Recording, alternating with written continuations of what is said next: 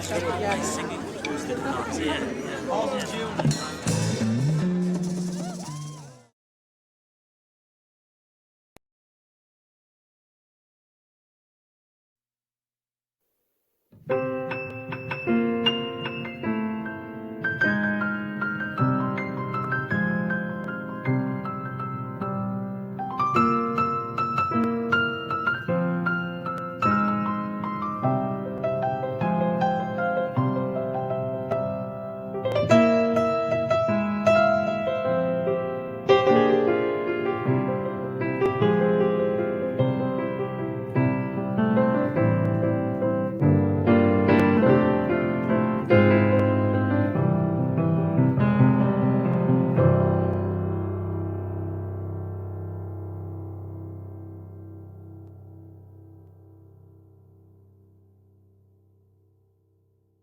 It matters not who you love, where you love, why you love, when you love, or how you love.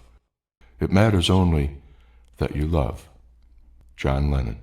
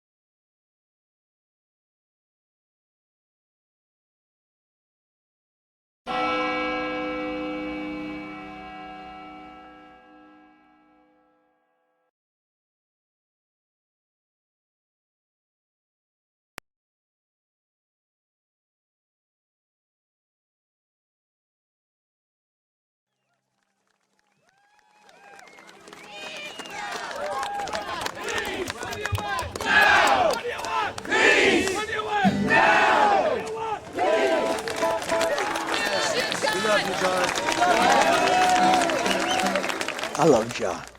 I love John. I loved his wit. I loved his intellectual capabilities and ability. And he was, right away you'd tell he was the leader.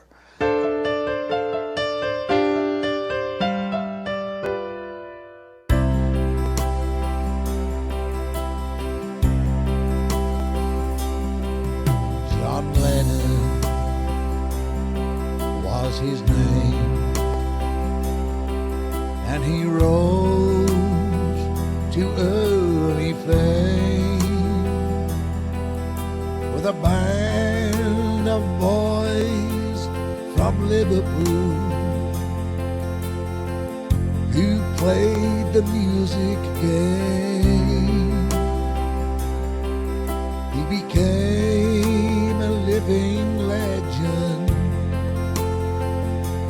with his songs of love and fear. A bullet side, a legend died to live a million years.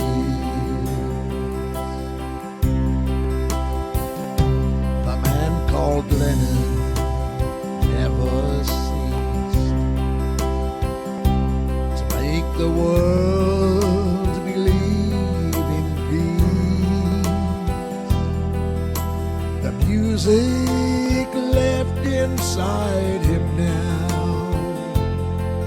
can never be released. The bullets found their way into his mortal breast to quell the inspiration in his mind now laid to rest. All over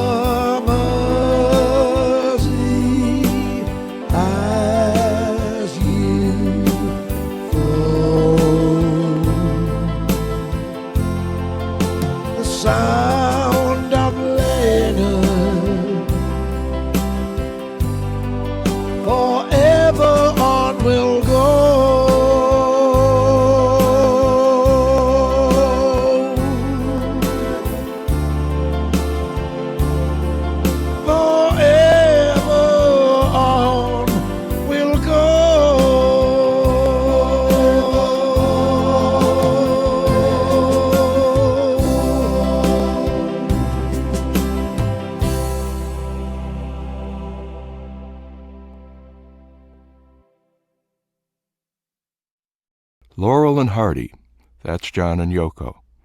And we stand a better chance under that guise, because all the serious people like Martin Luther King and Kennedy and Gandhi got shot.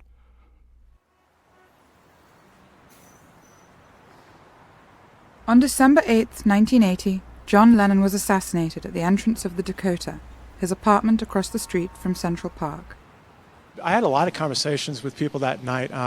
People were just, it was utter amazement, it was dismay, it was hurt, it was anger. People talked a lot about, was he assassinated? People kept on bringing up that we have a new right-wing administration coming in, Reagan and Bush, that just beat Carter and Mondale, and that they kept on saying, did they have something to do with this?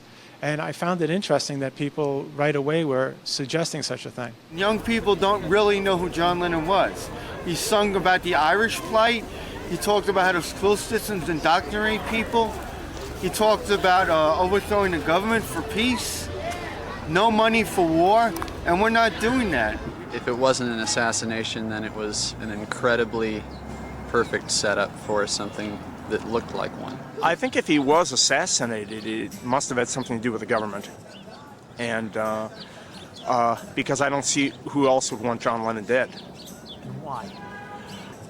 Possibly because of his message and because he was a powerful voice, and a lot of people listened to him, and a lot of people were influenced by him all over the world. It jeopardizes the power of the establishment and any kind of authority, which is trying to sway the public and keep the public and people in general from following their minds and being true to their heart and doing what's right. But the assassination itself was just very, very tragic, because we lost someone that we'll never get back, that we'll never have someone on his level. You know, I hope we will, but we haven't yet. Decades later, people still gather every day at the 2.5-acre section of Central Park called Strawberry Fields to honor his dream of a better world, inspired by his music, words, and actions. Strawberry Fields was inaugurated on what would have been John's 45th birthday, October 9th, 1985. 121 countries endorsed it as a park of peace and contributed to the memorial by donating trees and shrubbery. The focal point is a circular mosaic of inlaid stones, a reproduction of a mosaic from Pompeii, made by Italian craftsmen as a gift from the city of Naples. In the center of the mosaic is a single word, the title of John Lennon's most famous song, Imagine. Strawberry Fields has become one of Central Park's most visited landmarks, with close to 1 million visitors each year. Every October 9th and December 8th, tens of thousands of people from all over the world make the pilgrimage to come together and pay tribute to the greatest singer-songwriter in rock and roll history. John Callahan from Liverpool. My name is Kazumi. I'm from Japan.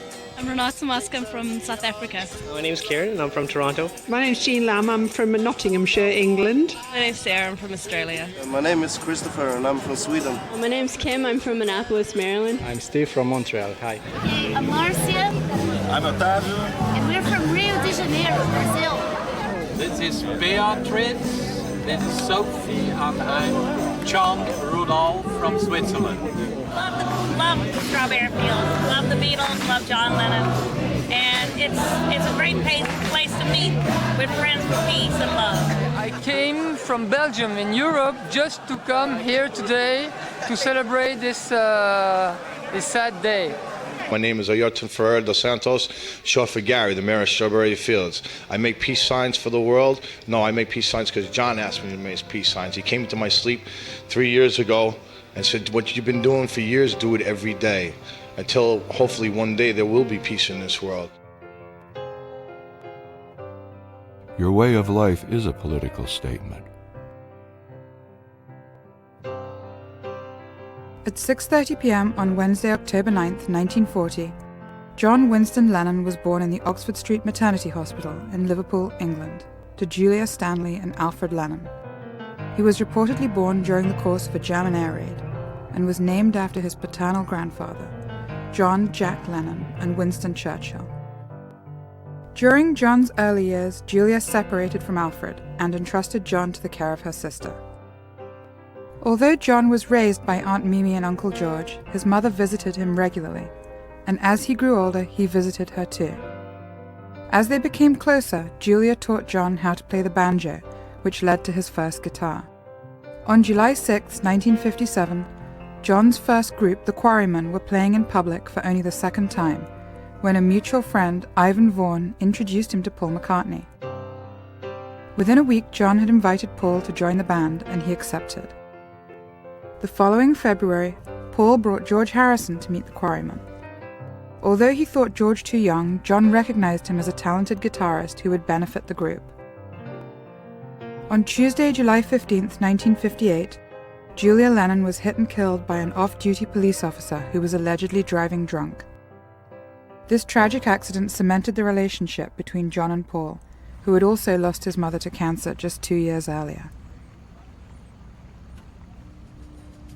In August of 1960, with a new name and a new lineup, the Beatles made their debut in Hamburg, Germany, with Stuart Sutcliffe on bass and Pete Best on drums.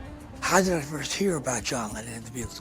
Well, actually, when I wrote To Know Him Is to Love Him, when I was about 17, I had heard they were performing in Germany, and I had heard a bootleg recording of it. So I was familiar with the Beatles long before they became famous.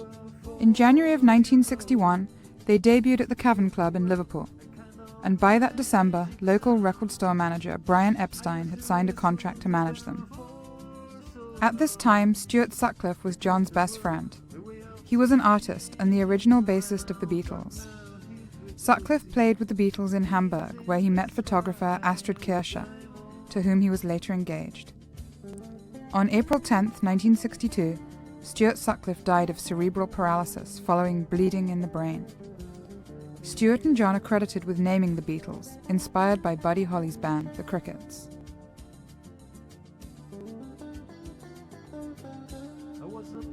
In those days, when the Beatles were depressed, we had this little chant.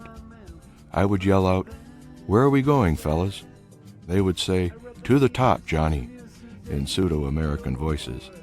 And I would say, "Where is that, fellas?" And they would say, "To the toppermost of the poppermost." In June of 1962, the Beatles auditioned for George Martin at EMI Records. He agreed to sign the group, but insisted that Pete Best be replaced. And within a few weeks, Richard Ringo Starkey joined the group. During these first 5 years of the band, John had maintained a long courtship with Cynthia Powell, who he met whilst attending the Liverpool College of Art. They were married on August 23, 1962, with Brian Epstein as best man. In September of 1962, the Beatles recorded their first sessions at EMI Studios in London, with George Martin as producer. March 22, 1963 saw the release of the Beatles' first UK album, Please Please Me. In 2003, Rolling Stone ranked the album number 39 on its list of 500 greatest albums. John and Cynthia's son Julian was born on April 8, 1963, in Liverpool. He was named after John's late mother Julia. In August of 1963, the Beatles played their last of 292 performances at the Cavern Club. By the end of the year, they had become the most popular band in Britain. It was like being in the eye of a hurricane. You'd wake up in a concert and think, wow, how did I get here? Before John Lennon and the Beatles first arrived in the United States, they were apprehensive about how their music would be received in the world's largest record market. Yeah, I met him on February 7th, 1964 on the airplane flight back to America when they first came here, which was, I purposely got on that flight because I was scared to death of flying, literally scared to death. And I knew that that plane would never crash.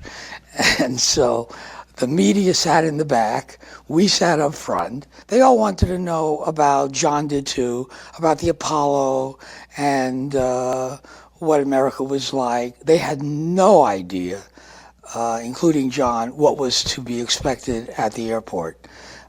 Shock and total freak out was what was when they saw it through the window of the airplane. But when they landed in New York City, their anxiety vanished instantly when they were greeted by over 3,000 screaming fans. I was 11 years old when the Beatles arrived in America, I'll never forget the headlines in the picture in the newspaper as all of my girlfriends and I flocked around to see what they looked like. We were so ready for their arrival. 2 days later, the Beatles performed the first of 2 consecutive Sunday evening appearances on The Ed Sullivan Show. The first broadcast drew an estimated 74 million viewers, at the time a record for an American television program. Beatlemania had officially started. We saw them on The Ed Sullivan Show, and I went to the first concert at the Hollywood Bowl in California. The price of the ticket was $5. Back then, that was a lot of money. I saw A Hard Day's Night 36 times in 2 weeks. So I'm your true Beatlemaniac fan. We were watching the Ed Sullivan Show with the rest of the country, and it was just this beautiful, sweet, loving music that captivated me, and from that day on, I became a lifelong Beatles fan. They were coming to America, didn't know what to expect. They had all the success in Europe, and the last thing they had ever heard of an idol in America was Elvis Presley. And at that time, there were no videos, there was no footage of Elvis, the same piece of footage of Elvis doing the dance in Nashville on some stage that Colonel Parker had taken. So they didn't know what to expect. They were scared. They were literally frightened of America and what it was going to bring to them. And it was a new world, and they had no idea how popular they were or what to expect. Within 2 months of their arrival in America, the Beatles occupied the first 5 positions of the Billboard Top 100 Singles Chart. They are the only recording artists in history to ever achieve this feat. And by August of 1964, the Beatles had sold approximately 80 million records worldwide. It's just such amazing music, and it's just so great that, like, it's still alive. It's amazing. You don't forget the songs. They're just, every time you hear them, it's like something new. You never tire of it. It's just magical. I think the greatest thing is that, like, your parents can listen to his music and the Beatles' music, and you can, and everyone just enjoys it. It's something that, like, unifies. Everyone listens to it, and everyone enjoys it. If something can span that great a distance, it's got to be something special. My niece, who's 24 years old, in Madison, Wisconsin, she always asks me, Bob, what were the 60s like? And I say the 60s had a possibility. No more, no less. They were amazing times, and there was a possibility. That possibility's gone in the toilet bowl. But when you stand here, and you see a lot of young people and a lot of old people like myself and older, you still think maybe that possibility, maybe it is floating someplace up there somewhere. We were all on this ship in the 60s, our generation, a ship going to discover the new world, and the Beatles were in the crow's nest of that ship. Between 1964 and 1965, the Beatles made many huge accomplishments. All 4 band members played themselves in 2 films directed by Richard Lester. A Hard Day's Night was produced in 64 and Help in 65. These 2 years also saw several personal accomplishments for John. In 1964, he wrote and illustrated his first book, entitled In His Own Right, following up in 65 with another book entitled A Spaniard in the Works. In the fall of 1966, John acted without the other Beatles in How I Won the War, also directed by Richard Lester.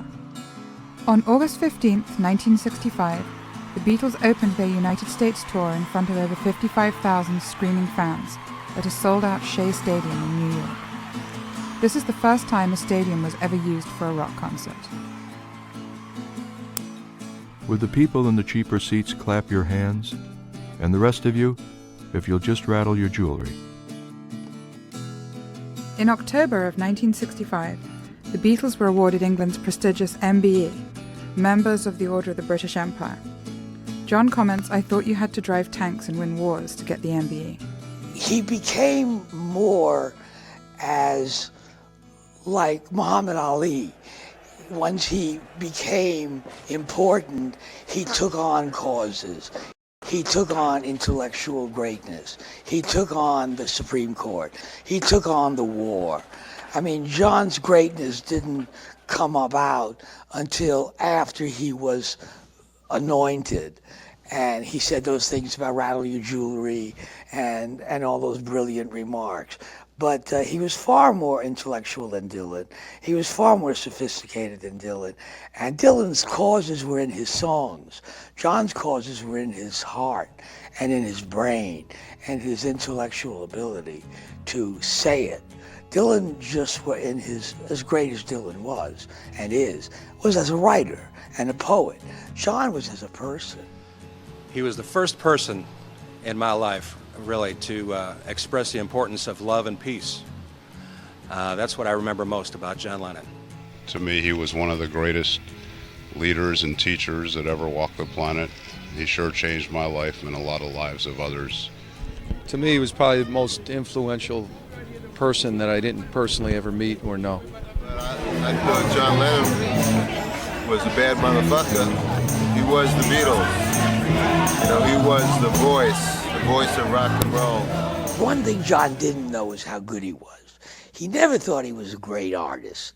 He always thought he screwed up. He listened to playbacks and never liked them. You know, he always wanted to sound like Elvis.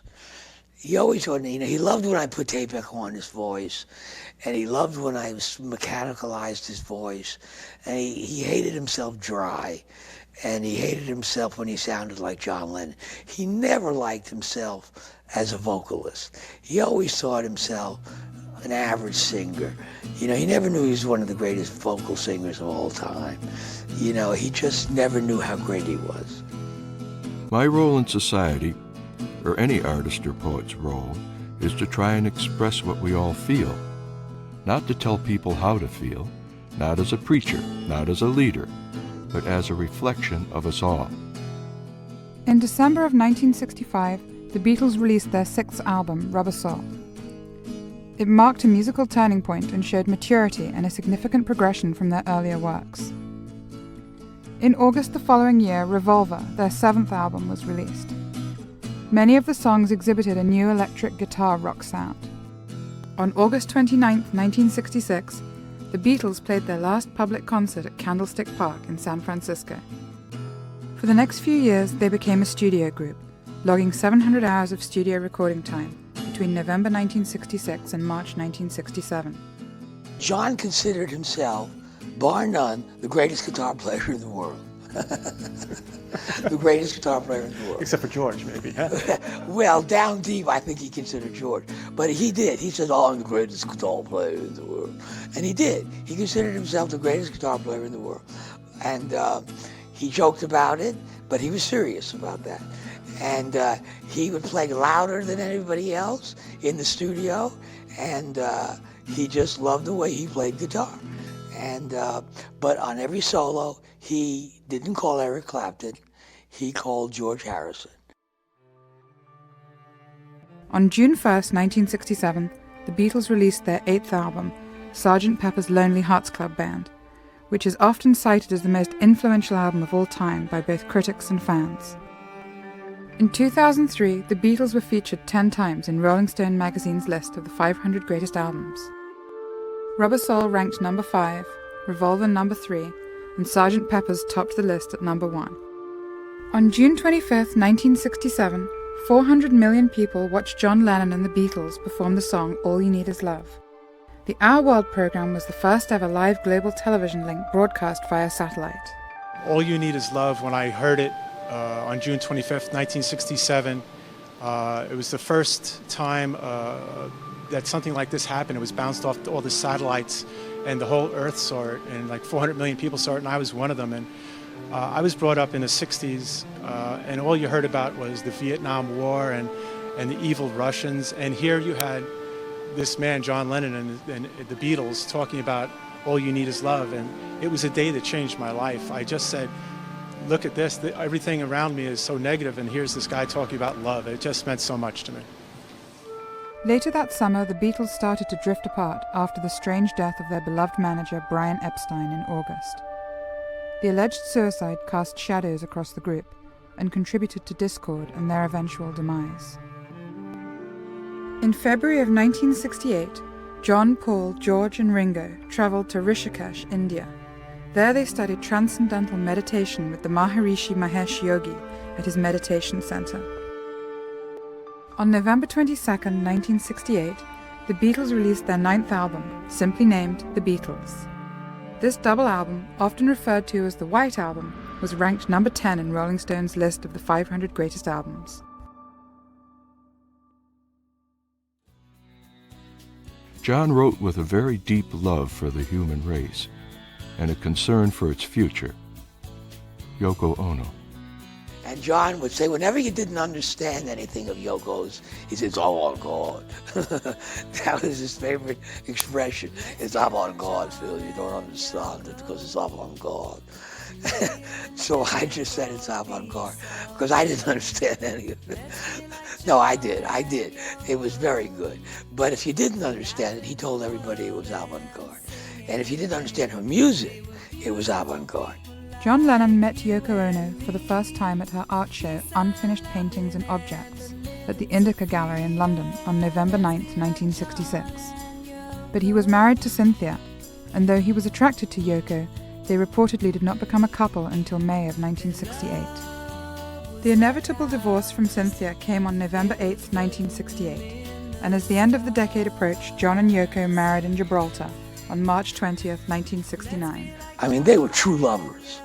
They were best friends, which I don't know how many people know. There was an image about them in the public, and then there was the real John and Yoko. And the real John and Yoko were really John and Yoko.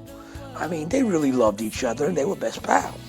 They realized that their honeymoon would receive a great deal of worldwide media attention, and decided to utilize this to bring their message of love to the world. They staged 2 peaceful bed-in protests. The first took place in Amsterdam, and 2 months later it was repeated in Montreal. Between the 2 events, John and Yoko began other peace campaigns, most notably Bagism, which John explained as the most direct way to sell the message of peace. By removing the visual of himself and Yoko, he hoped that people would pay attention to their message. On June 1, 1969, whilst in Montreal's Queen Elizabeth Hotel, John wrote, performed and recorded Give Peace a Chance, which became the anthem for the peace movement. First of all, he wrote a song called Give Peace a Chance to give a rally cry for people, instead of fighting, and find a place to become positive by using Give Peace a Chance as an anthem. It just seems to me that people who usually advocate peace, it's not what everyone else wants as far as the government is concerned. And it's too bad, because it's not that difficult to put down a gun and to just love your enemy. And I think that that's what John Lennon was all about, and it touches me very deeply. He was not a pacifist. He was a peace activist, but peace activist does not mean being a lame-o or being a liberal or being a limousine liberal. It doesn't mean just going like this and do nothing. And in his songs, he said, I don't want to be part of a revolution that's violent, but he didn't want to be part of the revolution. On January 30th, 1969, the Beatles held an impromptu rooftop concert at their Apple building in London. After 42 minutes, the police brought an end to the show. We've got this gift of love, but love is like a precious plant. You can't just accept it and leave it in the cupboard, or just think it's going to get on by itself. You've got to keep watering it. You've got to really look after it and nurture it. The Beatles released Abbey Road, their 11th album, on October 1, 1969. Due to escalated tensions within the band, the album was essentially a collection of solo work, unlike their previous releases. Rolling Stone magazine named it the 14th greatest album. I mean, John broke the group up in '69 with Give Peace a Chance. I mean, John was determined that the group wasn't going to be together. He was never going back. And the Beatles just had to recognize that. And Paul McCartney made a statement when he brought Lee Eastman in as his father-in-law, a lawyer, a New York lawyer. And his brother-in-law was John Eastman, a lawyer. So political stands had been taken. On April 10, 1970, Paul McCartney formally announced the breakup of the Beatles. At this time, their sales total stood at almost 400 million records. The Beatles remain the largest-selling musical artists ever. I think Paul covers up the relationship a lot today by saying how much of a brother and friend and close he was with John, when I think in reality John had a lot more feelings of animosity towards Paul that he expressed afterwards in his writing and in his conversation. Not vehemence, but just how do you sleep at night? The day the Beatles broke up, it was announced, was April 10th, 1970, and I never forget, I was in grammar school, and everybody in grammar school was just like so sad that here was the favorite group of everybody breaking up, and it was sort of like the end of an era. And I remember even like girls like almost crying about it, and it was a sad day for everybody. Everybody knew the world had seen something very special. Released on May 8, 1970, Let It Be is the 12th and final original album by the Beatles. It was released by the band's own Apple Records label shortly after the group's announced breakup. There wasn't going to be a last album if I didn't complete this album, because there was nothing to put out. The Beatles didn't want to have anything to do with it. That album was recorded 2 years earlier. And if George Martin were there, he should be ashamed of himself to allow that to have been recorded. I mean, there's no mark of any production on the album. And if you watch the film, you'll see no producer, and you'll see no arranger, and you'll see the Beatles doing everything. And as John said, it was a pile of crap. And his exact quote is, "He took the shittiest pile of shit and made something out of it." Well, I appreciate that, and that John told me that afterwards, and that's what led to our long-standing relationship, and that's what led me to recording with George, and that's what led me to running Apple Records, and that I put that album together out of love and out of wanting it to live up to my reputation and their reputation. The thing the 60s did was to show us the possibilities and the responsibility that we all had. It wasn't the answer. It just gave us a glimpse of the possibility. He never talked about his years with the Beatles. He sort of characterized them as pop culture. You know, those were our Elvis years. You know, he didn't take them very seriously. He didn't consider himself a pop icon. He considered that as sort of well, that was then. And John's life with the Beatles, he didn't dwell on that. With the arrival of a new decade, John Lennon emerged as a solo artist. With his wife Yoko Ono by his side, he was ready to take on the 70s. For John Lennon's first solo studio recording, Instant Karma, he brought in Phil Spector to produce. The innovator of the famous wall of sound production technique, Spector is considered by many people to be the greatest rock and roll producer of all time. You've Lost That Lovin' Feeling, produced and co-written by Phil Spector, is listed by BMI as the song with the most US airplay in the 20th century.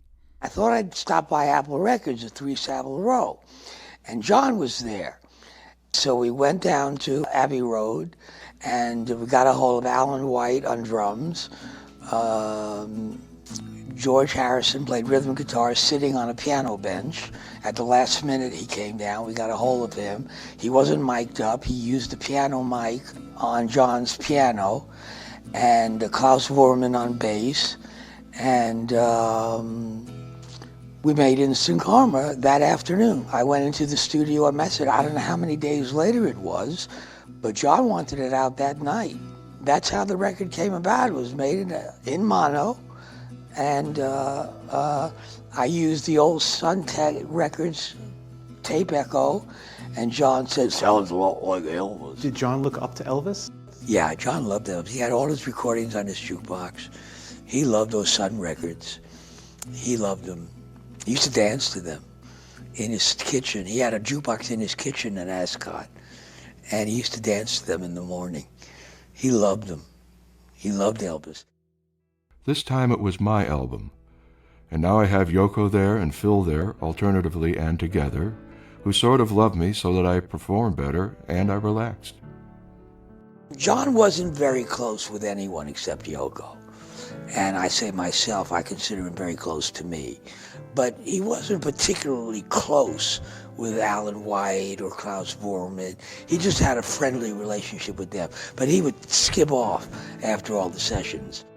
On April 23, 1970, a special visa was granted on medical grounds, and that summer John and Yoko traveled to Los Angeles to explore a new therapeutic treatment called primal therapy. Whilst there, John was inspired to begin writing what would become his first solo album, John Lennon Plastic Ono Band. This album, produced by Phil Spector, contained the most personal and important music of his career. Lots of times we didn't have any musicians around, so on Love, I had to play piano because there was nobody else around. And I loved the song so much, I would go home at night and play it. So John heard me playing it one day in the studio. I love that, put it on the record. And I didn't want to play it on the record. I was scared, you know. And then John kept saying, see, that's what it's like to be on the other side of the glass, you know. And I was scared. I made so many mistakes before we got it right. I remember reading about it. He said it was like 18 or 20 times, and John was like making fun of you almost. He was, Dave. He was cracking up. That was what was my funniest moments of John, was producing me playing the piano. He was having a ball. He would do it again. It was just terrible. I mean, I was scared shitless. John Lennon Plastic Ono Band would become the number 22 album in Rolling Stone's list of the 500 greatest albums, and is recognized as John's most introspective and best work. However, at the time it was considered a commercial failure, and was the subject of much controversy, largely due to the use of the word fucking in the song Working Class Hero. I knew it wasn't going to be a commercial answer to Paul McCartney's album, which was as commercial as, could be. And I didn't know whether to be disheartened, disappointed, but I was joyous because I loved it. And that album would have been number one, except it was banned because Working Class Hero was in it. And Sears chain wouldn't carry it, and Kmart and Walmart wouldn't carry it.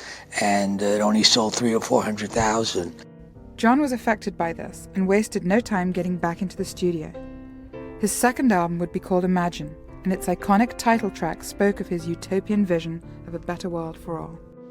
Here's a guy who's like maybe the largest rock star in the world, and yet he takes, time out, and he has like this vision of a utopia, peace on earth, and it's such a pure idea, such a simple idea. You just wish that, politicians and people that are in power today could just grasp that simple message. I think the world is hurting right now because there are a lot of people in power they're just wrong. They don't care about people. They don't care about any people. They just care about money and crap. And John was against that. And John tried to tell us about that. And I just want to come here and just pay tribute to the man because he really was a unique, gifted individual. And I believe he really loved the world. I think we may need more love and understanding between each other, more talking, more tolerance. And I think it could go a long way throughout the world if we all tried a little bit harder. I believe in God, but not as one thing, not as an old man in the sky. I believe that what people call God is something in all of us. I believe that what Jesus and Muhammad and Buddha and all the rest said was right. It's just that the translations have gone wrong. Not only was Imagine the hit that Lennon desired to stay in the spotlight, but it would become what many consider to be the greatest song ever and the defining moment of his musical career. Even the word Imagine itself became synonymous with John Lennon. That song spoke more for John than John spoke for himself. John didn't speak that way. John didn't go around speaking, hey Phil, imagine there's no religion in this world. John said that the content of Imagine was similar to that of John Lennon Plastic Ono Band. The difference was that Imagine was chocolate-coated for public consumption. It came about originally as a piano lick, da-da-da-da, which is what turned me on right away. I said, you're going to play that on the piano. You're not going to do this on the guitar. So he said, okay, you know. And then I heard the song. I said, it's #1 song. And that's all we cared about at that time, because we had just come off a disaster. And we were trying to make a #1 album. We were trying to get off of the Plastic Ono Band. We were trying to make a Beatle album. The album was highly regarded by critics and the public alike, and quickly became a #1 hit. It is ranked as the number 76 album and number 3 single of all time by Rolling Stone. A dream you dream alone is only a dream. A dream you dream together is reality. I wasn't born when John Lennon was alive, and the lyrics of Imagine are probably the most poignant lyrics today of any song that I know. I don't listen to contemporary music because it has no meaning to me. I listen to the music of his generation more than my generation. When I first heard it, I just fell in love with the song. I thought it was the greatest song ever when I first heard it. And as I've grown in my life, it's still my favorite song of all time. It made me want to reach for the utopian goal that he has in the message of that song, to try to be a better person, to try not to be full of greed, and to help your fellow man. I try to live a lot of examples of what he did as far as being peaceful and realizing that we're all brothers and sisters in one big house called the planet Earth. There really aren't any separations or boundaries on who we are, and we just really need to live together and love together and work together and be together. When we remember him and what he stood for, and his name is synonymous with peace, wherever there's peace or hopes for peace, there's John. Like I said, I think, John Lennon sort of embodied the idea of peace. He's sort of the incarnation of peace, and sort of represented a movement that was really important to me. And although he was a little bit before my generation, he was in my brother's generation, and therefore I got to kind of experience him through my brother's eyes. And so, yeah, he was always sort of a symbol of peace and hope.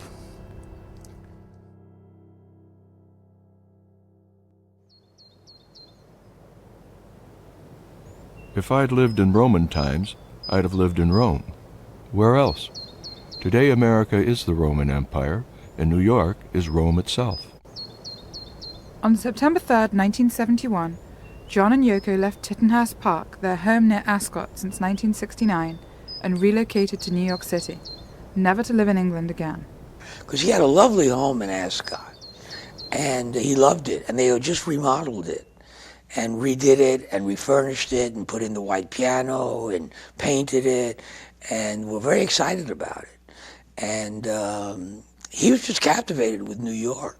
John was pro-New York, pro-New Yorker, pro-going out, pro-meeting people, pro-talking to anyone. Through friends of Yoko's like Andy Warhol, the artistic community of Manhattan quickly welcomed John's writings, drawings, and music. His first recording in his new adopted country was the song Happy Christmas, War is Over. It's a very funny story about when that song comes out and it's a big hit. We're going to Jamaica one day, and on the plane to Jamaica, there's a film, and it starts off, and so this is Jamaica, so da-da-da-da. I said, well, Jamaica's ripped off your song, John. He said, oh, so there's, So I said, we got to sue these people. And the bridge of the song, and so this is Jamaica. It's the whole song, note for note. So we go back to New York, and we call the consulate of Jamaica. We're going to sue for millions, and we're going to clean up, and we're going to da-da-da. So the Jamaican consulate comes over, and immediately come over with the bags and start talking with the, hello, man, how are you, man? With the Jamaican accents and everything. Proceed to take out a recording of an old Jamaican song. So this is Jamaica. What have you done? It's an old Jamaican. song. Now, I'm not saying John stole it, but it's an old Jamaican song. I mean, we just facially omeletted, walked out of the room, and said, thank you for your time. I guess we're not suing you. Don't sue us. This song put to music the idea that John and Yoko had conceived 2 years earlier of creating posters and buying advertising space on billboards in 11 major cities to say war is over if you want it. Happy Christmas from John and Yoko. The campaign was global, but the message was directed mostly towards the United States. I thought John's Christmas War is Over said it all. Was a much better Christmas song and a perennial Christmas standard than anything anyone else had written for Christmas. I was so glad. I encouraged John to write that, encouraged John to record it. I said, this is going to be a Christmas standard. And now every year I hear it by so many different artists. It's wonderful. And it says so much and it means so much. No more war. War's over if you want it. And why is war no good? Because all it brings is heartache, pain, suffering, and death. Make love, not war. And what would you like to see happen to the people who make war? I'd like to see them change their ways. Show them what John Lennon was for. Show them what he tried to do for the world. Show them what the Beatles did for the world. And if they wouldn't change their ways, what would you like to see happen to them? Instant karma.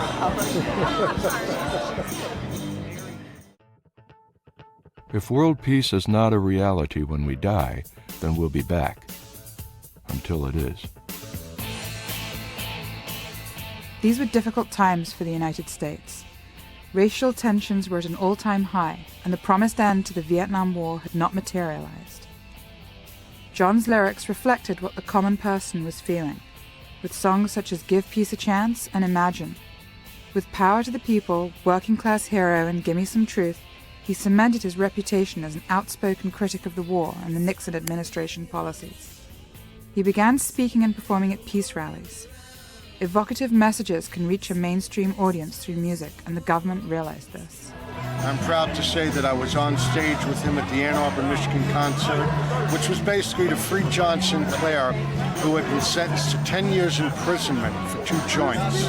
Amazing things haven't changed that much, but the irony was that that one show that night was basically the reason that the government got on his case right away, because here's a man that was not born in the United States, and he freed a prisoner and changed a law. And after that, Nixon was all over the poor guy. The FBI took action to deter Lennon from his efforts of peace by launching a 3-pronged campaign. Wiretapping, constant surveillance, and threatened deportation were the tools of their intimidation. That's when they started trailing him, and that's when they started following him. It was after that album, and when he made Woman is the Nigger of the World, and when he started making profound, prophetic sounds about that were considered anti-American and anti-Nixon. You know, we were talking about that on the way over here, just walking here. You know, he was a well-spoken person. I mean, a lot of people looked up to him, you know, and he may have known too much or tried to start up too much. A person like John Lennon who tried to speak the truth. I think he's one of the most truthful people that has become, he was such a huge star, first being a rock star and then as an activist of peace as well. He used his rock star stature to bring his message across, which back in that day it was a very unique thing to do. People weren't doing that. He was one of the first. Our society is run by insane people for insane objectives.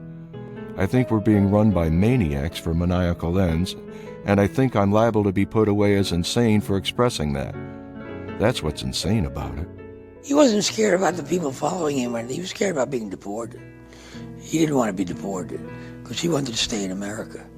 So we set up those committees, and he was very pleased with that. So was Yoko. And we worked very hard on those committees. For the next 3 years, he would live under a constant 60-day notice to leave the country. But with the help of his immigration attorney, Leon Wilds, the 60-day notice was continually extended. In April 1973, at a press conference on the matter of his immigration, John Lennon spoke of his vision of a world where peace was the norm rather than the violence he saw flourishing. He christened this vision Utopia, where communal love and respect reigned in lieu of fear-based religions and Kafkaesque governments. I think if we just stop and take a look at what we're doing as a nation, I mean as a warring country, and just listen to his songs and take them to heart, then I think we'd get a lot farther than we're getting right now. The Iraq War right now, for an example, it just seems so tragic, and yet it's still going on, and it's this perpetual machine, and someone's profiting from it. There's a lot of negativity in the world, and everybody's always getting like angry or upset, and they just need to think that life is very short and we need to live it while we can and treat others as you'd like to be treated, and you need to think positive, don't think negative. His idea he tried to spread around was what life should be, how people should be with each other, interacting with each other, and so, I try and live up to that and, keep the idea of love alive. In the spring of 1973, John and Yoko moved into the Dakota apartment building in New York. But by that October they had begun a 15-month separation, during which Lennon embarked on his infamous Lost Weekend with May Pang. May Pang was Lennon's assistant, and in an unusual turn of events, John embarked on a sexual relationship with her at Yoko's orchestration. And what did you think of May Pang? I liked her when I originally met her. She was sort of, I thought, his secretary. I didn't know that they were involved till a little later on, sort of after the fact. Were you happy to see that May united Julian with his dad? Yes. Yeah, I was always pro-Julian. I was very glad to see Julian have success. I thought he looked a spitting image of John, and I'm surely glad that he reunited. I'm surely glad that he had the success. I wish him all the best in the world. Musically, this was a productive period during which time the albums Mind Games, Walls and Bridges, and Rock and Roll were produced. Why did John want you to produce rock and roll? Because it was rock and roll, and because we were together in California. This was our time to let loose, and we picked a public place to let loose, where we should have picked a private place. It could have been greater, because we were in California, we were in my home, we were with my musicians. I'm sorry I let John get out of control. I really regret that. But it was foreseeable. And what we were doing was really taking out a frustration of having worked from 1958 to 1972, 73 without a break. And this was like our party. And we let the party get out of control. During this time, John had his first #1 single since the Beatles with Whatever Gets You Through the Night, which was co-written with Elton John. The host of the show said, and now here he is, the new superstar up and coming, Elton John.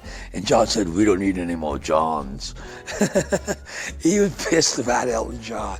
Eventually made him godfather of Sean, and they became very close. But when he first came out, we don't need any more Johns. On November 28, 1974, during an Elton John concert at Madison Square Garden, John Lennon gave what would turn out to be his last public performance, with an impromptu 3-song set with Elton. Yoko was backstage, and she and John started the process that would eventually reunite them within a month. In January of 1975, John Lennon collaborated with David Bowie and Carlos Alomar to create Fame. That September it became a #1 single.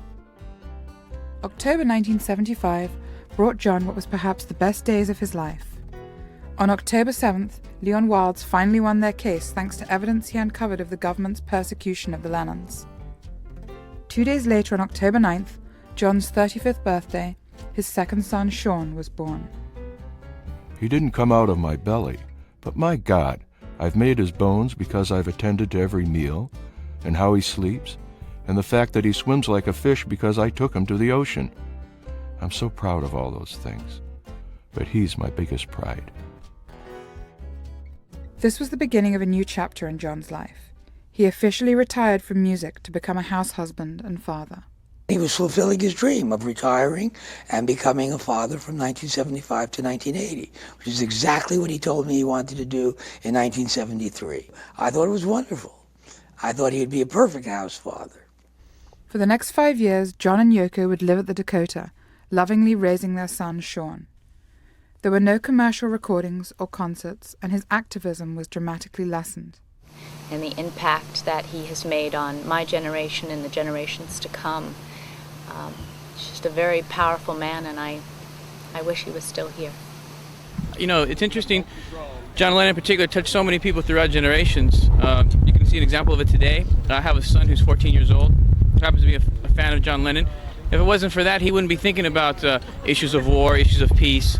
But because he loves the music, because John was such an insightful person, such a charismatic person, my son, who's 14 years old, can think in those terms. So that's very powerful, and the more people can do that, and more people can inspire people to do those types of things, is great. On July 27, 1976, John Lennon would finally receive his green card, making him a legal permanent resident of the United States. I was very happy for him. I just told him to be very careful. You know, that he was becoming too comfortable, and that he should be more secure, have more security, that he should just take care of himself better. But I was very happy for him. It was a dream come true for him. But things were not as idyllic as they seemed. The FBI and the CIA were still keeping their tabs on Lennon, even after he had been granted his green card and was in seclusion.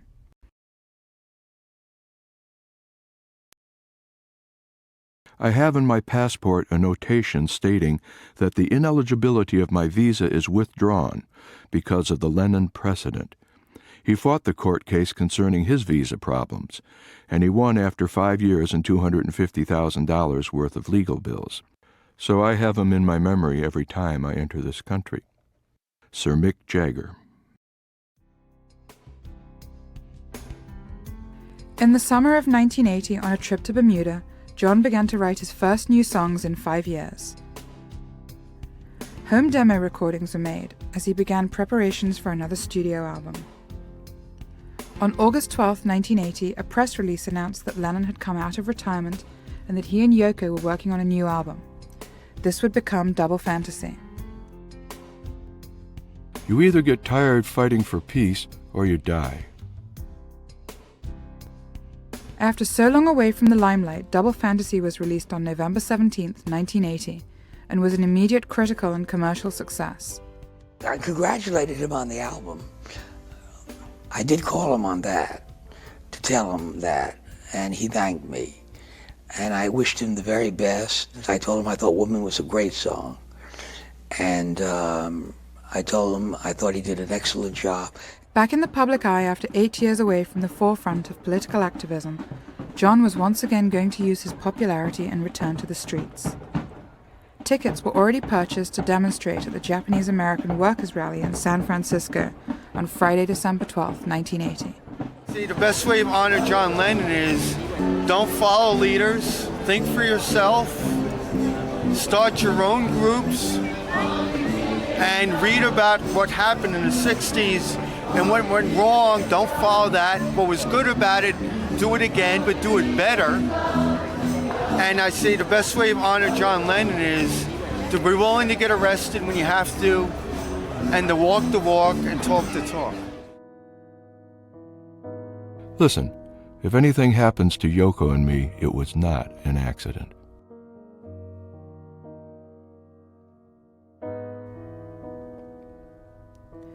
Just after 5 p.m. on Monday, December 8, 1980, a small crowd is gathered in front of the Dakota. John and Yoko are patiently waiting at the entrance for their limousine to arrive to take them to the record plant studio to mix Yoko's track Walking on Thin Ice. While waiting, they are signing autographs for eager fans. One of those fans is Mark David Chapman. John signs Chapman's copy of Double Fantasy and asks if that's all he wants. Chapman tells him, yes, thank you. Yoko is quoted as saying, "We were returning from the studio, and I said, should we go and have dinner before we go home? And John was saying, no, let's go home because I want to see Sean before he goes to sleep." And it was like he wasn't sure if we would get home before Sean went to sleep, and he was concerned about that. I'll always remember John Kennedy and John Lennon, and I shed tears on both of them. You know, John Kennedy, it was shocking, and John Lennon, you know, Howard Cosell told me, and he told America on Monday Night Football, and it's sad. And you know what's really sad? Can you imagine all the great music John could have created the last 26 years? Can you imagine what he would have done? I wanted to, at that point in time, after he made the Double Fantasy album, I was going to contact him about recording. I very much, he got me back in the mood again, but it saddened me deeply, and because I would have talked him into recording with me again. I know I would have, and he would have, and it would have been wonderful, and John would have been recording, and we would have made some great records. When John left us, his murderer took away the greatest gift of music the nation has ever known. Something tells me there's more out there that should be incarcerated for this horrible incident. The following is the mainstream media's version of the murder of John Lennon, the accuracy of which is the subject of much debate. At approximately 10:40 p.m. that evening, John and Yoko's limousine arrives back at the Dakota after their recording session. The driver leaves them at the curb. Yoko gets out and walks past the doorman, Jose Padermo, and a few moments later John follows her. As John walks beneath the entrance gates, he hears somebody say, "Mr. Lennon." Just as he begins to turn around, he is shot twice in the back. He stumbles 20 feet towards the lobby, but is shot 2 more times on the way. He somehow manages to climb the steps into the foyer, where he collapses to the floor. As John walks past Mark David Chapman, Chapman is alleged to have heard, "Do it, do it, do it," over and over again in his head. 4 out of the 5 deadly hollow-point bullets fired struck John. 2 of the bullets he sustained in the back both pierced a lung. Another severed his aorta. All 3 passed through his chest. The remaining bullets shattered his left shoulder blade and ricocheted, severing his windpipe. There were a total of 7 entry and exit wounds. Within a couple of minutes, Officer Steve Spiro and his partner Peter Cullen arrived to find a .38 caliber 5-shot revolver laying on the ground next to Mark David Chapman. Chapman is eerily calm, reading The Catcher in the Rye. Spiro arrests Chapman, and Cullen rushes into the lobby to find John Lennon lying on the ground, bleeding profusely. More police arrive, responding to the dispatch, and a decision is made to carry John out to a police car and drive him to nearby Roosevelt Hospital. John Lennon is pronounced dead on arrival, but a team of 7 surgeons led by Dr. Stephen Lynn labored desperately trying to resuscitate him. They could not. The official time of death was 11:15 p.m. The official cause of death was hypovolemic shock. John lost 80% of his blood. No human being has ever been mourned by so many people in so many countries at the same time.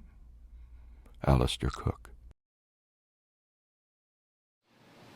It was a scene of just hurt, and people couldn't believe it. I was watching people all through the night coming up. I mean, in the middle of the night, people just walking up from all different directions out of Central Park, from west on 72nd Street and up Central Park West. And it was people's faces, they're crying. I mean, just literally tears flowing down their cheeks. I mean, men, women. It just came out in the middle of the night just to be there. It was, as you can see, it's emotional right now even to recollect it. It was the most painful, I guess, 9 hours I've ever spent in my life. I was shocked, I was dismayed, I was saddened. It was like a brother, and I didn't know what to do. There was nothing I could do. Did you cry? Yeah. I cried like when I losing a son or a brother. Or Lenny? Huh? Or Lenny Bruce? Or Lenny. I cried like when I lost Lenny. It's great thrill to get to work with your heroes in life, Lenny, John, you know, and you don't get that thrill in a lifetime to work with your heroes. So working with John, working with your hero. So when John died, it was like one of your heroes are dying, as well as one of your brothers. The world mourned the sudden loss of John Lennon, much like it had 12 years earlier with the assassinations of Bobby Kennedy and Martin Luther King, and in 1963 with President John F. Kennedy, but with cumulatively sadder resignation. I came out to the Dakota the morning after John died, which was a Tuesday, December 9th, 1980, and it was an incredibly sad day, and there were people out here for weeks. There were people out here after the vigil, which was held Sunday, December 14th, 1980. There were people out here after that because they were so grief-stricken and needed to be near John Lennon and his spirit. Chiocchio asked the world to participate in a public and private 10-minute silence to honor the spirit of John Lennon. On Sunday, December 14th, 1980, hundreds of millions of people grieved together. The world was not so much mourning a singer as a protester and a political idealist. If his death was even partly mourned as a political event, could not the motivation behind it also have been political? Sir Paul McCartney. Do you think John Lennon was assassinated? I don't know. If he, as I said earlier, if he wasn't, they did a hell of a job. If they did, I mean, they got rid of so many great ones, and if they didn't do it purposely, they might as well have, because I mean, if Mark Chapman was a dupe like Lee Harvey Oswald was, you know, he's perfect for the role, and he was about to start to talk, John. He was about to start to become active. It's the perfect time to get rid of him. It's certainly a probability. Knowing this government and seeing some of the things that they've done, it is possible that something like that could have happened. Definitely inside job. Definitely was. That was the same as like with Kennedy. The government did not want John Lennon to be. You always get a patsy. Like John Kennedy got killed by Oswald. Please give me a break. I think that the administration that stole the White House now were the people that were responsible for John Lennon's assassination. These were the same people in the Reagan administration. There's always been speculation that there was connection to the CIA because of his rallies against the U.S. Maybe it was something related to politics, I don't know, to all kinds of different things that maybe brought some people to want to I would say, put him in a box, you know, so he doesn't say anything else. So if there was no conspiracy to kill John, which I don't know that there was, they did a pretty good job. If there was no conspiracy, whoever did kill John did a pretty good job of getting rid of Medgar, getting rid of Malcolm, getting rid of John, of getting rid of Robert, getting rid of Martin, getting rid of everybody who could talk and bring the youth of America together. Anybody who thinks that Mark was just some crazy guy who killed my dad for his personal interest is insane, or very naive, or hasn't thought about it clearly. It was in the best interest of the United States to have my dad killed, definitely. And you know, that worked against them, because once he died, his powers grew. They didn't get what they wanted. John Lennon.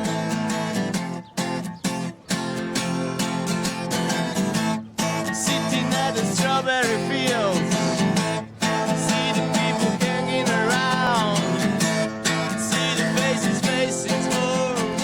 Just as they have done since Strawberry Fields was dedicated in 1985, the fans of John Lennon meet here at the Imagine Mosaic to pay homage to his music and life. I'm Joe from Catskill, New York, upstate. Been coming down here about 20 years, and me and my son were big fans, and it's a good thing, you know, to come down here and get together and jam, you know, and remember him and what he stood for, peace and love, and it's still strong even after all this time. I mean, it's a great thing to see, so it's a privilege for me to be here, actually, as always. True rebel artist, and even today, people come to Strawberry Fields to to not just play his music, but to say his words, because they'll live on forever. Yeah, my name's Bruce LeBaron from Berkeley Preparatory School in Tampa, Florida, and this is always one of our stops. This is a spiritual shrine for us, and our students really love coming here. I believe in everything he stood for, and I think the people here, the people that show up every year, believe in what he believed in, and that's why people come back year after year. He's got devoted people who come here every year. You know, every year we all come here, and everybody, no matter what color, size, age, nationality, where you come from in the world, everybody comes here, and the one thing that they have in common is that they all love John. They all love his music and the music of the Beatles. They all love the just the notion that peace is just as simple as you imagining it and making it happen. Join us in honouring our greatest singer-songwriter and the most influential political artist of the 20th century, with an international holiday every October 9th to celebrate his message of peace and love on Earth. What do you think of an international holiday every October 9th? I'm all for it. I'm all for it. Anything to remember John is just like remembering Martin. You know, I mean, they didn't want a Martin Luther King holiday. Reagan opposed it, if you remember. And it was Congress that got it through, and Stevie Wonder. You know, so with just a little help from a couple of our friends. You can help make this dream a reality by going to johnlennonday.com and signing the petition in support of the creation of John Lennon Day. As the petition grows, it will be sent to the heads and governing bodies of every country on Earth and the Secretary General of the United Nations. Imagine an international holiday every October 9th for all people to reflect and celebrate together. Imagine, one by one, every country on Earth honouring John Lennon, a man who lost his life for spreading the message of peace and love. When John Lennon Day is an international holiday in every country, what people can do is just listen to his music, play his music, reflect on what John's life was about, try to help people in your own neighborhood, do something better for your family, do something selfless that day, try to bring peace to others, help a homeless person out, do something that gives of yourself that day in honor of John and his message of peace and love. We all know John Lennon, and we are here just for John Lennon, and we all remember him. That would be awesome, have an international day for peace in honor of John Lennon. The International Day to honor John Lennon, I think they should make a national and a world holiday for John Lennon, just like they did for Martin Luther King. John Lennon is really the example of peace. He actually kind of gave his life for peace for the world. He is the peacemaker. Oh, absolutely. There should be a John Lennon Day because he stood for love and peace, and people need to be motivated by somebody like him.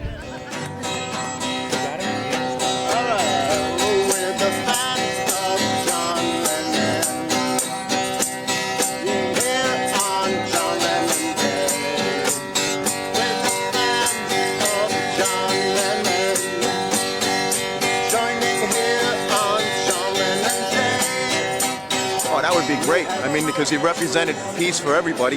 Just like Martin Luther King, he should have his own day also. And he was assassinated just like Martin Luther King. An international holiday for John, what a super idea. I think there already probably is. It would be nice if the governments of the world or the United Nations would recognize that, but I think everybody really knows that basically every day is John Lennon Day. Yeah, I think most adults would definitely support it, and it would be great because it would bring the rest of the younger generations up to speed, understanding what he did to change the world and his message of love. It was just such a positive message. I think a day honoring that would be excellent. I think it's great. Few people deserve it more, and as somebody who is an ambassador for peace and love and truth in the world, who better to honor than a guy like John? I think that would be a great idea, just to have one day a year, even though it should be all the time, but you know, a good start would be like one day a year where the whole world can just step back and just stop like the brutal violence that's going on and just reflect on how wonderful peace is and how wonderful that love is. That'd be a great idea. Just a holiday because we have Martin Luther King Day. He was a man of peace, just like John was a man of peace. So I don't see why we shouldn't give John Lennon a holiday to remember on his birthday. Absolutely, why not? He's a great ambassador. He's one of the great ambassadors of the world in history, absolutely. I don't know why there isn't one already. I think that's crazy. Like we celebrate Columbus, who killed people for not finding gold that wasn't even there, and we don't celebrate John Lennon, who was, a good person and who did good things and was trying to get peace. I already voted for it on the internet. I'm on. I believe that there should be an international holiday because if it wasn't for John with the Beatles and also in his solo career that was cut short, unfortunately, who brought the world together through his music, through his rallying, bringing people together. People really need to give peace a chance, and I believe that there should be an international holiday every day for John. Every year? Every year. It should be every day. And now Bush is warning everybody, we can't get out of Iraq because there'll be a disaster. That's just exactly what they used to say about South Africa. If the blacks take over South Africa, there will be a bloodbath. They will destroy the 3 million whites, there will be a bloodbath. That's exactly what you're saying about Iraq now. If you get out of Iraq, if the American troops leave, there will be the worst blood. Bullshit. It was bullshit about South Africa, and it's bullshit about Iraq. Don't believe the government. And that's what John would be saying today. And that's why we need not only a holiday for John, that's why we need John.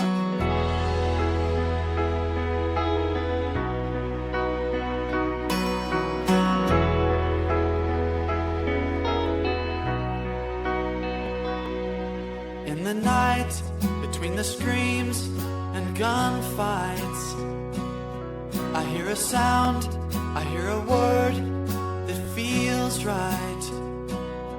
It speaks of joy and of love as man's right.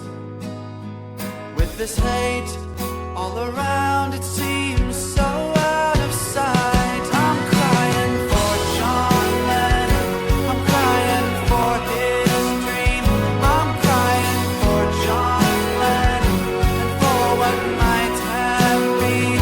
I'm crying for John Lennon and for this world I see. I'm crying for John Lennon, but we've forgotten peace.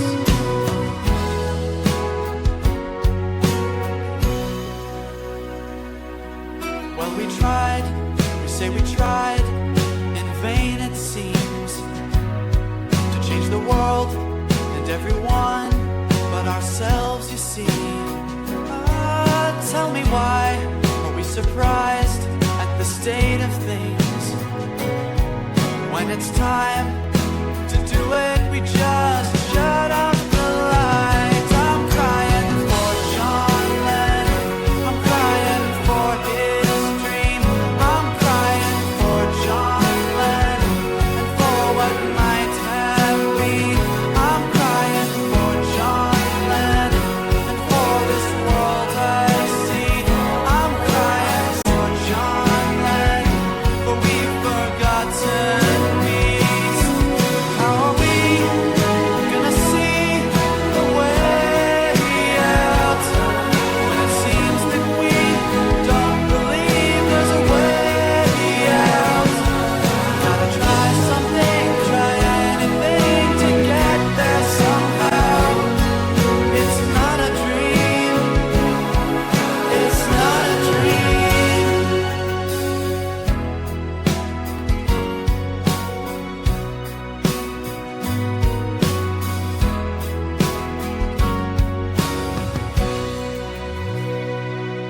Take a walk on this road with me now.